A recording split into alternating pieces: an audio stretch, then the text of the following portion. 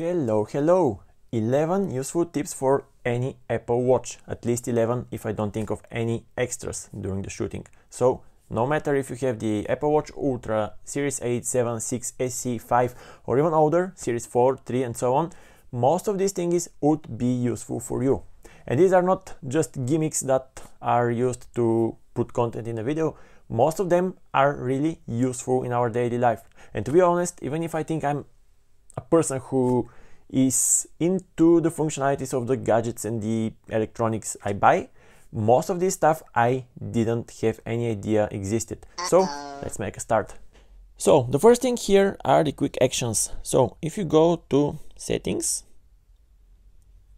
go to the main screen because I was at workout, and from settings go to accessibility, and here you go down to quick actions and turn this thingy on. Now you can use quick actions like double pinch of your fingers. For example, when you remotely control your camera or when you got a notification, you can make the photo or start or stop the video recording. You can also dismiss a notification but just by double pinching your fingers. This is useful when you carry your shopping bags or when you don't want to use your second hand with your Apple Watch for whatever reason. The next thing is in settings again. So if you go to settings and from here you go to clock, which is right here. Here is something handy, especially for the people who are prone to being late for whatever meetings and whatever actions they need to make. So from here you can add or extract minutes as much as you want from the time that your watch actually shows, plus or minus. So if you go with plus 3 minutes, you'd have a nice little buffer of 3 minutes, so you are less likely to be late for whatever thing you need to do. Of course, important thing here is that your notifications and alerts would come at the correct time, not at the time you put here. So this is important thing to know and quite useful. Also in that menu, if you go down and go to Taptic Time and here choose digits, first switch it on, then choose digits, you'll be able to get the current time by feeling the vibration of your Apple Watch. How it works, as it says here, it will long vibrate for each 10 hours and then short vibrate for each following hour, then long vibration for each 10 minutes and short vibration for each following minute. For example, now it's 15:08, so if I try this, you wouldn't feel the vibration, of course. It would be one long vibration for the first 10 hours, then 5 short for 15 o'clock, and then 8 short vibrations for 8 minutes. So 15:08 or 15:09 already.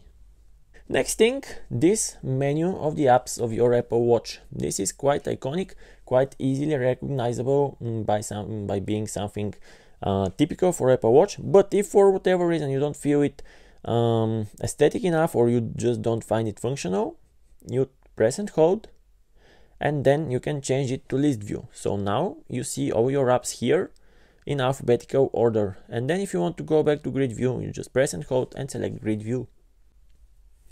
If you are like me and from time to time you are not entirely sure where is your phone, as long as it's connected to your Apple Watch, you can just find it by going to the control center and tapping once this icon here.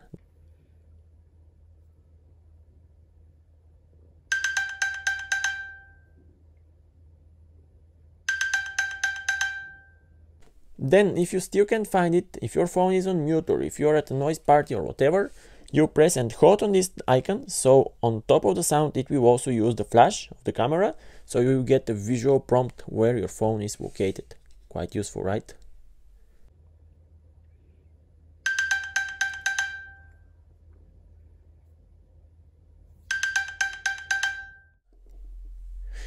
You access this functionality from the control center, and you can access the control center from anywhere you are on your Apple Watch, as long as you just press and hold for about half a second on the bottom of the screen and just swipe up. That's how you can access your control center from anywhere within the menu of your Apple Watch.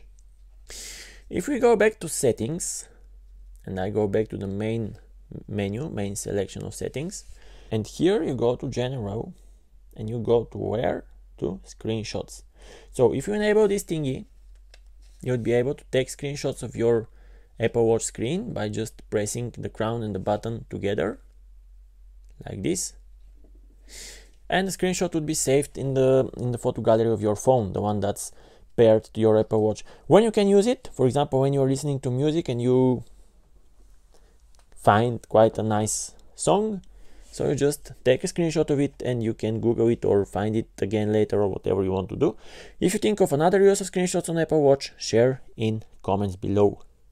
Now, if I go to calculator and then I go back, something really useful, when you double press the crown, you go back to the last app you have used. If you double press the crown again, you go to the previous last application you have used, and like this you can switch between the last two apps on your Apple Watch, the ones you've used most recently. If you just press it once, you go back to the home screens.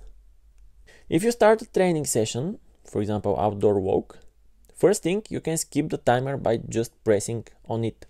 If you have activated the quick actions that I've shown you as the first tip, you just double pinch your fingers, you can pause and resume your training. Also, by pressing the crown and the button together, you can pause and resume your training. Keep in mind though that if you have activated the screenshots, it will also take a screenshot at the same moment. So it's up to you to decide which functionality is the better for you. If you take screenshots every time you pause or resume your training, you need to delete them from the gallery of your phone. But anyways, that's how this thingy works. And while we are on the topic of trainings, if you go to settings and go to the very bottom where it says workout, here are two things that I would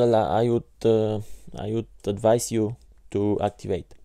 The first one is the start workout reminder and the end workout reminder. What it means, when you started having a walk, for example, you may not think that you want to track it as a training session, but your Apple Watch will prompt you, will remind you that you can actually track it as a training session. Also, if you are running, for example, you end your workout, so you go back in your car and start driving home. This may break your statistics, your average speed, your pace, the time you've trained, and so on. So this is a reminder. When your Apple Watch thinks that your activity is ended, it will remind you it's a good idea to stop your training. And two things that I couldn't show you. First one is because I don't get a phone call at the moment. So if you don't want to answer your phone call on your watch, but are, for example, running towards your car, your phone is inside the car and you just want to take the call from there, when you get the phone call prompt on your Apple Watch, you tap the three dots at the right side of the screen, and from there you select answer on iPhone. So effectively what it does is it puts the call on hold, it accepts the call and then puts it on hold, so the person on the other side would hear some music. Of course, it's up to him to decide whether he wants to stay on the line and wait for you to answer, but when you reach your phone, you can just receive the call from there and go on talking with your person on the other side. And the second thing that I can show you here, unfortunately, because as far as I got it, it's not supported on Apple Watch SE, the one that I have, is the mirroring of your Apple Watch screen on the screen of your iPhone. Some things are done easier on Apple Watch, others are done easier on your iPhone screen. So if you go on your iPhone in the settings, from there accessibility options, and from there Apple Watch mirroring, you will see the screen of your Apple Watch on your iPhone, and you can do everything you want from there as if your Apple Watch is on the display of your iPhone. Handy, useful, and sometimes more convenient.